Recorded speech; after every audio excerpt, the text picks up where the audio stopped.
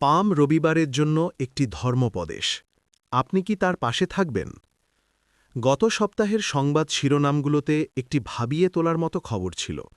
আমাদের দেশের জনজীবনের এক প্রবাদ প্রতিম ব্যক্তিত্ব শ্রীমতী সোনিয়া গান্ধী হাসপাতালে ভর্তি হয়েছেন। পরবর্তী কয়েক ঘণ্টার মধ্যেই সামাজিক মাধ্যম এবং জনপরিসর যেন দুই ভাগে বিভক্ত হয়ে পড়ল। কারো কারো কণ্ঠে শোনা গেল প্রার্থনা ও প্রকৃত উদ্বেগ, আবার অন্যরা, এবং এই বিষয়টি প্রত্যেক খ্রিস্টানকে ক্ষণিকের জন্য হলেও থামিয়ে দিতে পারে, প্রতিক্রিয়া জানালেন চরম নিষ্ঠুরতা ও প্রায় উল্লাসের সাথে।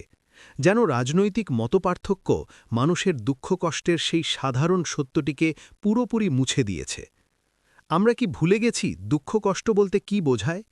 এমনকি যখন আমাদের মধ্যে মতপার্থক্য থাকে, তখনও দুঃখ কষ্ট তো দুঃখ কষ্টই থেকে যায়। এর গায়ে কোনো রাজনৈতিক দলের প্রতীক আঁকা থাকে না। আঘাত হানার আগে এটি আমাদের কাছে ভোটার পরিচয়পত্র দেখতে চায় না। আর এই পাম রবিবারে আমরা যে সুসমাচার প্রচার করছি, তা আমাদের দুঃখ কষ্ট থেকে মুখ ফিরিয়ে নিতে দেয় না। আজ আমরা পবিত্র সপ্তাহ বা হোলি উইকের দ্বারপ্রান্তে দাঁড়িয়ে আছি, সেই সপ্তাহ যাকে মণ্ডলী মহান সপ্তাহ বলে অভিহিত করে। ২০০০ বছর আগে জেরুজালেমে দুটি শোভাযাত্রা প্রবেশ করেছিল। পশ্চিম দিক থেকে এলেন রোমান শাসককর্তা পিলাত, সাথে ঘোড়া, বর্ম, তরবারি এবং সাম্রাজ্যের পূর্ণ জাঁকজমক। এ ছিল ক্ষমতার শোভাযাত্রা। আর পূর্ব দিক থেকে এলেন যিশু, কোনো রণঘোটায় চড়ে নয়, বরং একটি ধার করা গাধার পিঠে, সেই গাধা যা ছিল বোঝা বহনকারী প্রাণীদের মধ্যে সবচেয়ে নগণ্য। জনতা পাম শাখা নেড়ে হোসান্না ধ্বনি তুলেছিল, অথচ মাত্র কয়েক দিনের মধ্যেই সেই একই কণ্ঠস্বর গর্জে উঠবে, ওকে ক্রুশবিদ্ধ করো।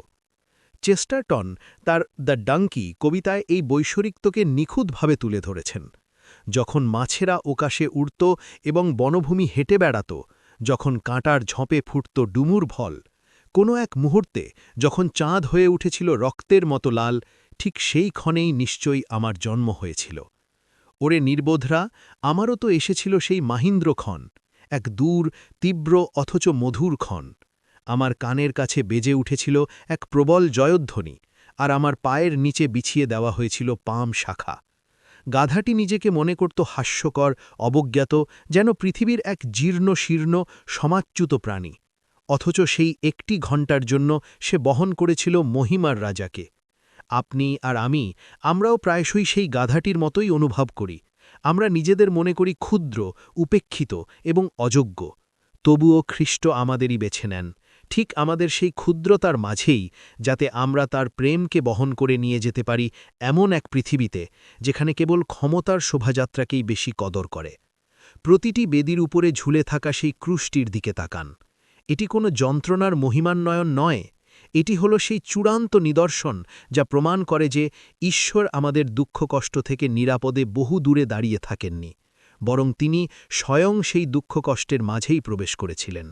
তিনি বাগানের সেই বিশ্বাসঘাতকতা, পিতরের সেই অস্বীকার, শিষ্যদের সেই পরিত্যাগ, সেই মিথ্যা অভিযোগ, সেই কষাঘাত এবং সেই পেরেকবিদ্ধ হওয়ার যন্ত্রণা অনুভব করেছিলেন। যখন আমরা নিজেদের পরিত্যক্ত মনে করি, যখন কোনো নেতা হাসপাতালে শয্যাশায়ী থাকেন আর পৃথিবী তাকে নিয়ে উপহাস করে, যখন আমাদের নিজেদের হৃদয় ভারাক্রান্ত হয়ে ওঠে, তখন তিনি তা বোঝেন, কারণ তিনি স্বয়ং সেই পরিস্থিতির মধ্য দিয়ে গিয়েছেন। যিশুর যন্ত্রণাময় পরিণতির আখ্যান আমাদের প্রত্যেকের সামনে সেই একই মর্মস্পর্শী প্রশ্নটি তুলে ধরে, যেটি শিষ্যরা শেষ ভোজের সময় শুনেছিল, প্রভু, সে কি আমি? মথি ২৬:২২। যুধা ৩০ রৌপ্য মুদ্রার বিনিময়ে বিশ্বাসঘাতকতা করেছিল। মোরগ ডাকার আগেই পিতর ৩ বার তাকে অস্বীকার করেছিল। তারা প্রত্যেকেই ব্যর্থ হয়েছিল। তবুও যিশু বিশ্বস্ত রইলেন। তিনি তাদের বর্জন করেননি। তিনি নিষ্ঠুরতার জবাবে নিষ্ঠুরতা দেখাননি। তিনি তাদের পা ধুইয়ে দিলেন, তাদের সাথে রুটি ভাগ করে খেলেন এবং ক্রুশের উপর দাঁড়িয়ে প্রার্থনা করলেন, পিতা, এদের ক্ষমা করো, কারণ এরা জানে না এরা কি করছে। এটাই হলো সুসমাচারের সেই বিস্ময়কর সত্য। খ্রিস্ট সকলের জন্য দুঃখ বরণ করেছেন, বিশ্বাসী ও অবিশ্বাসী উভয়ের জন্য, ক্ষমতাশীল ও ক্ষমতাহীন উভয়ের জন্য, যারা তাকে ভালোবাসে এবং যারা তাকে প্রত্যাখ্যান করে, তাদের সকলের জন্য। আর তিনি আমাদেরও সেই একই বিশ্বস্ততা প্রদর্শনের আহ্বান জানান। বিশ্বাস, যেমনটি আমরা এই সপ্তাহে শিখি, ভয় বা সন্দেহের অনুপস্থিতি নয়, বরং আস্থা রাখার একটি অটল ও প্রাত্যহিক দৃষ্টান্ত। আমার ইচ্ছা নয়, বরং তোমার ইচ্ছাই পূর্ণ হোক। লুক 22:42। তাই এই পাম রবিবারে আমাদের প্রত্যেকের সামনে যে প্রশ্নটি রাখে তা অত্যন্ত সরল এবং নির্মম। আপনি কি তার পাশে থাকবেন? যখন প্রার্থনা করাটা নীরস বা অর্থহীন মনে হবে, যখন সংবাদপত্রের শিরোনামগুলো আমাদের ক্ষুব্ধ করে তুলবে, যখন সত্যের পক্ষে দাঁড়াতে গিয়ে আমাদের বন্ধুত্ব বা জনপ্রিয়তা বিসর্জন দিতে হবে, তখনও কি আমরা অবিচল থাকব? যখন কোনো রাজনৈতিক প্রতিপক্ষ হাসপাতালের বিছানায় শয্যাশায়ী থাকেন, তখনও কি আমরা তার প্রতি সেই একই সহানুভূতি প্রদর্শন করব যা খ্রিস্ট প্রদর্শন করেছিলেন, এমনকি সেই সব মানুষের প্রতিও যারা তাকে ক্রুশবিদ্ধ করেছিল? নাকি আমরা সেই ক্ষমতার মিছিলের সাথে যোগ দেব যারা কেবল উপহাস করে আর উদাসীনভাবে পাশ কাটিয়ে চলে যায়? চেস্টারটন আমাদের সামনে আরেকটি রূপক কথা তুলে ধরেন, যা ঠিক এই মুহূর্তটির সাথেই সরাসরি প্রাসঙ্গিক, আর তা হল বেড়ার রূপক কথা। একজন আধুনিক সংস্কারক রাস্তার পাশে একটি পুরনো বেড়া দেখতে পান এবং বলেন, আমি এর কোনো উপযোগিতা দেখতে পাচ্ছি না, চলো আমরা এটি সরিয়ে ফেলি। তখন অপেক্ষাকৃত প্রজ্ঞাবিয়ে ব্যক্তিটি বলেন, যদি তুমি এর উপযোগিতা দেখতে না পাও, তাহলে আমি নিশ্চিতভাবেই তোমাকে এটি সরিয়ে দিতে দেব না। তুমি বরং এখান থেকে যাও এবং বিষয়টি নিয়ে গভীরভাবে চিন্তা করো, তারপর ফিরে এসে আমাকে বলো যে তুমি এর উদ্দেশ্য বা প্রয়োজনীয়তাটি বুঝতে পেরেছ। আমরা করুণাকে পদদলিত করার আগে বা কেবল অন্য পক্ষের বলে কোনো যন্ত্রণাকে উপহাস করার আগে আমাদের নিজেদেরই এই প্রশ্নটি করা উচিত যে গত 2000 বছর ধরে চার্চ কেন আমাদের শত্রুদের প্রতিও সহানুভূতি প্রদর্শনের উপর এত জোর দিয়েছে। কারণ সেই সীমারেখাটি এঁকেছিলেন স্বয়ং যিনি ক্রুশিবিদ্ধ হয়েছিলেন। সেই সীমারেখা মুছে ফেললে আমরা অধিকতর স্বাধীন হয়ে উঠি না, বরং আমরা আরও নিষ্ঠুর হয়ে পড়ি। এই পবিত্র সপ্তাহে চার্চ আমাদের কেবল দর্শক হয়ে থাকতে আহ্বান জানায় না, বরং সে আমাদের আহ্বান জানায় খ্রিস্টের সাথে সেই পথে সহযাত্রী হতে। মন্ডি থার্সডে বা পবিত্র বৃহস্পতিবার আমরা দেখব তিনি কিভাবে অন্যদের পা ধুইয়ে দিচ্ছেন।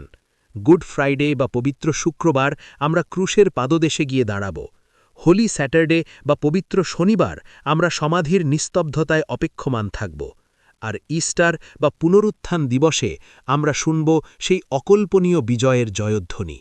কিন্তু আজ সকালে হাসপাতালের দরজায় যদি আমরা আমাদের হৃদয়কে ফেলে রাখি, তাহলে এই সব কিছুরই আর কোনো প্রকৃত বা খাঁটি হয়ে উঠবে না। তাই আসুন এই সপ্তাহটিকে আমরা একটু ভিন্নভাবে যাপন করি। যুদ্ধাশ্বের পথ পরিহার করে আমরা বরং সেই বিনম্র গাধার পথটিই বেছে নিই। আসুন খ্রিস্টের প্রেমকে আমরা ঠিক সেই সব স্থানেই পৌঁছে দিই যেখানে তা বহন করা সবচেয়ে কঠিন ও ত্যাগ সাপেক্ষ। আমাদের হোয়াটসঅ্যাপ গ্রুপগুলোতে, আমাদের সোশ্যাল মিডিয়া টাইমলাইনে, আমাদের পারিবারিক পরিমণ্ডলে এবং আমাদের রাজনৈতিক অঙ্গনে। শ্রীমতী সোনিয়া গান্ধীর জন্য প্রার্থনা করুন, তার চিকিৎসকদের জন্য প্রার্থনা করুন, যারা তাকে ভালোবাসেন তাদের জন্য, এবং যারা তার বিরোধিতা করেন তাদের জন্যও প্রার্থনা করুন। আর তারপর নিজের হৃদয়কে পরীক্ষা করুন। হে প্রভু, এ কি আমি কি আমার সহানুভূতি সংকুচিত করে রেখেছি? আমি কি ভুলে গেছি দুঃখ কষ্টের প্রকৃত অর্থ কি?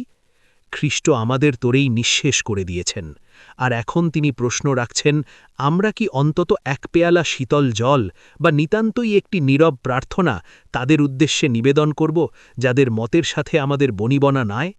যখন সময় কঠিন হয়ে উঠবে, তখনও কি আমরা তার সাথে অবিচল থাকব? আজ পাম শাখাগুলো আমাদেরই হাতের মুঠোয়। আসুন কেবল গির্জার প্রাঙ্গণেই আমরা সেগুলোকে নেড়ে ক্ষান্ত না হই, বরং আসুন সেগুলোকে আমরা জগতের মাঝে বহন করে নিয়ে যাই এমন এক রাজ্যের প্রতীক হিসেবে, যে রাজ্য নিষ্ঠুরতার জবাবে নিষ্ঠুরতা প্রদর্শন করতে অস্বীকার করে, বরং প্রতিটি ক্রুশিবিদ্ধ যন্ত্রণার জবাবে পুনরুত্থানের অমোঘ প্রতিশ্রুতি শোনায়। যে প্রভু এক গাধার পিঠে এসেছিলেন, এই সপ্তাহে যেন তিনি আমাদের হৃদয়ের মাঝেও প্রবেশ করেন এবং তারই সাথে কালভারি পর্যন্ত এবং তারও ওপারে সারাটা পথ পাড়ি দেওয়ার মতো সাহস যেন আমরা অর্জন করতে পারি। পিতা, পুত্র এবং পবিত্র আত্মার নামে, আমিন।